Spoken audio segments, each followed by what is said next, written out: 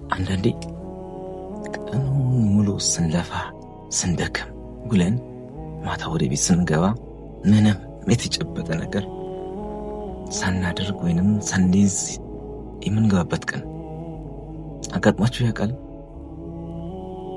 ገንዘብ ይገባልናል፣ ስራ እንሰራለን፣ ግን በረካ የለውም። ውጤቱ የሚያረካ አይደለም። ደስታ ይርቃል፣ ጭንቀት ይበዛብናል። ምን አጥፍቼ ይሆን? አላህ ርስቄን ያጠበበብኝ ለምን ይሆን?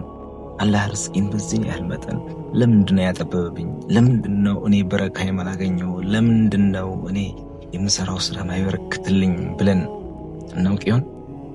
አሰላሙ አለይኩም ወራህመቱላሂ ወበረካቱ። ውድ የቻናሌ ቤተሰቦች እንኳን ወደዚህ ቪዲዮ በሰላም መጣችሁ። ዛሬ ይዤላችሁ የመጣሁት ርዕስ እጅግ በጣም ወሳኝ የሆነ በጣም አስፈላጊ የብዙዎቻችን ህይወት የሚነካ የሆነ ቪዲዮ ነው። እስከ መጨረሻው አብራችሁን ቆዩ። ይህን ቪዲዮ እስከ መጨረሻው ሰምታችሁ በዚህ ቪዲዮ ኢንሻአላህ እያንዳንዳችንን የሚነካ ምናልባትም በየቀኑ ሳናስበው የምንሰራው ትልቅ ስህተት የሚያሳይ ነው። ችግሩ ያለው ከምንሰራው ስራ ሳይሆን ቀናችንን ከምንጀምርበት ከጠዋት ልማድ ሊሆን ይችላል። ጠዋት ከእንቅልፋችን ስንነሳ አንዳንድ የተሳሳቱ ልማዶች አሉብን። እነዚህ የተሳሳቱ ልማዶች የቀናችንን በረካና ርስቃችን እርግፍ አድርጎ ሊያጠፉብን ይችላል። ዛሬ በገዛ እጃችን የርዝቅ በራችንን ጠቀም አድርገን የምንዘጋበት 3 ልማዶችን በዝርዝር እንመለከታለን። ቪዲዮን እስከ መጨረሻው ተከታተሉት። ምክንያቱም 3ኛው ልማድ ብዙዎቻችን ሳናውቀው የምንወድቅበት አደገኛ ልማድ ነው። አንደኛ፣ ከፈጅር በኋላ ወዲያውኑ መተኛት። ፈጅር እንደሰገድን ቶሎ ብለን በቃ ምንም አይነት እንትን ሳንሰጥ ጥቅልል ብለን ወደ አልጋችን መግባት። ይህ ሰዓት በእስልምና እጅግ በጣም ትልቅ ደረጃ ያለው ሰዓት ነው። በዚህ ሰዓት ርስቅ የሚከፋፈልበት ሰዓት ነው። ርስቅ ሁሉም የሚፈልገው ነው። ሁሉም ምናምን በቃ የሚከፋፈልበት ወጥቆ ሁሉም አንስቶ ተሸክሞ የሚሄድበት ሰዓት ነው። ሁሉም ርስቅ ተቀብሎ የሚንቀሳቀስበት ሰዓት ነው እና ከፈጅር ሰላት በኋላ ተመልሶ መተኛት አብዛኞቻችን ማታ ስለምናመሽ ጠዋት ከፈጅር በኋላ ቶሎ ብለን ወደ ብርድ ልብሳችን ውስጥ እንገባለን። ነቢያችን ሰለላሁ ዐለይሂ ወሰለም እንዲህ ብሎ ዱዓ አድርጓል።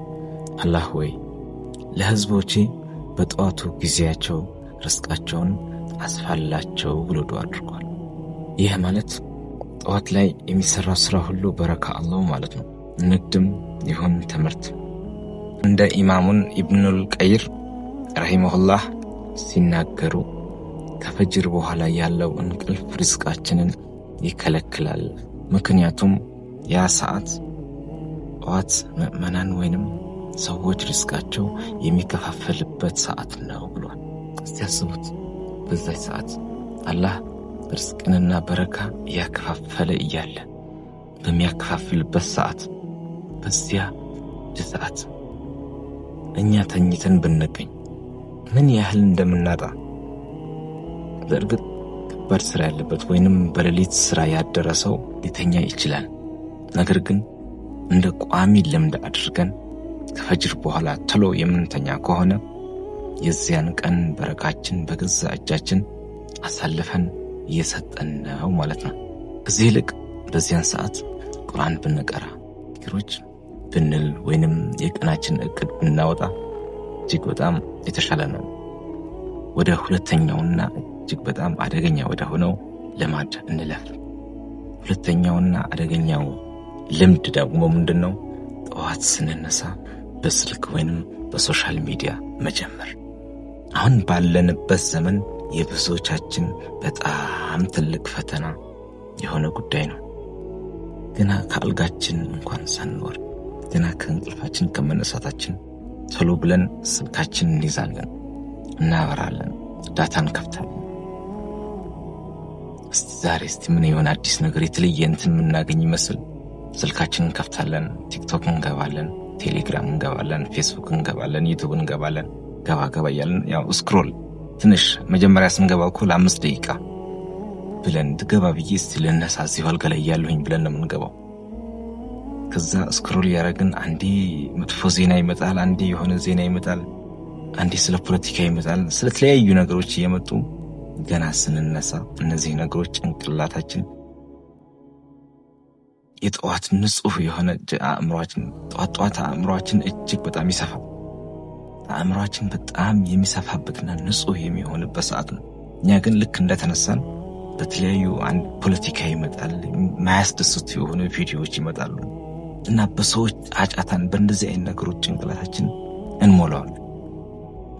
ጭንቅላታችን በዚህ እንሞላውና እንግዲህ ተነስተን ወደ ስራ እንሄዳለን፣ እንበሳጫለን፣ እንደክማለን። ገና ለገና ምንም ነገር እንትን ሳንል ነው። ምክንያቱም ጠዋት ገና ከመጀመራችን ጭንቅላታችን ላይ የገቡ ነገሮች ቀን ሙሉ ተጽዕኖ ይፈጥሩብናል። እነሱን እያሰብን ምናልባት የሆነ ሰው ሲጎዳ የሆነ ማያስደስት ነገር የሚያስከፋ ነገር አይተን ሊሆን ይችላል። እነዛ ነገሮች ጭንቅላታችን ላይ ይገባሉ። ቀን ሙሉ እነሱ እየረበሹን ስራችን ላይ ውጤታማ አንሆንም። በዚህ መልኩ እየደከምንና እየለፋን ነው የምንውለው የተጨበጠ ነገር ሳንሰራ። ስለዚህ ጠዋት ልክ እንደተነሳ ማድረግ ያለብን ነገር አላህን ማመስገን ነው እንጂ ቶሎ ብሎ ወደ ስልክ መሄድ የለብን። እንደው ከዚህ በኋላ ማድረግ ያለብን ነገር ስልክ ቢያንስ ከመነሳታችን ከ30 ደቂቃ በኋላ ነው መንካት ያለብን። እንደው መንካት ግዴታ እንኳን ከሆነብን ከ30 ደቂቃ በኋላ ቁርስ በልተን ለባብሰን ራሳችንን ዝግጁ አድርገን ከዛ በኋላ ለተወሰነ ደቂቃ ነካ አድርገን ወደ ስራ መሄድ እንችላለን እንጂ ቁጭ ብለን እዛው አልጋችን ላይ ሆነን የጎረጎርን ከ30ና ከ1 ሰዓት በላይ ቆይተን ስንሄድ በጣም ቀናችንን እንረብሸዋለን። የቀናችን ሰላም በረካ አጥፍተነው ነው የምንሄደው ማለት ነው። ወደ 3ኛው ነጥብ እንለፍ። ወደ 3ኛው እና አደገኛ ወደ ሆነው ነጥብ ስናልፍ ጠዋት ስንነሳ በማማረር መነሳት። ማማረር ማለት ምንድነው? አለማመን በቃ ያመጭ ነጋ እንዲ ልክ እንደተነሳ አላርማችን ሲጮህ አላርማችን ተነስተና አጥፍተን ነጋ እንዲ ቀኑ እንግዲህ ቀን የምንሰራውን ነገር አድካሚ ስራ ሊሆን ይችላል። ብዙ ነገር በጭንቅላታችን የመጣ ነጋ እንዲ ይሄ አድካሚ ስራ አድካሚ ውሎ ያን እያለን ብለን ካማረርን ርስቃችንን ገና ለገና ጠዋት ስንነሳ አሳልፈን ሰጥተናል ማለት ነው። ጠዋት ስንነሳ ከሞት ነው እንግዲህ አላህ ከትንሹ ሞት ነው የቀሰቀሰን።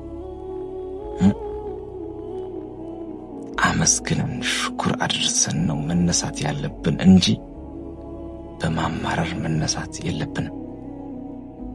ካማረርን በረካውም ይጠፋል፣ ርስቃችንም ይጠፋል። አላህ ደግሞ ቢያመሰግኑኝ እኮ እጨምርላቸዋለሁ ብሏል። እውነት ነው። ምናልባት በጣም አድካሚ የሆነ ስራ ያለበት ሰው ሊሆን ይችላል እንዲህ ብሎ የሚያማርረው ቀን ሙሉ ገና የሚለፋውን ልፋት ብዙ ነገሮችን እያሰበ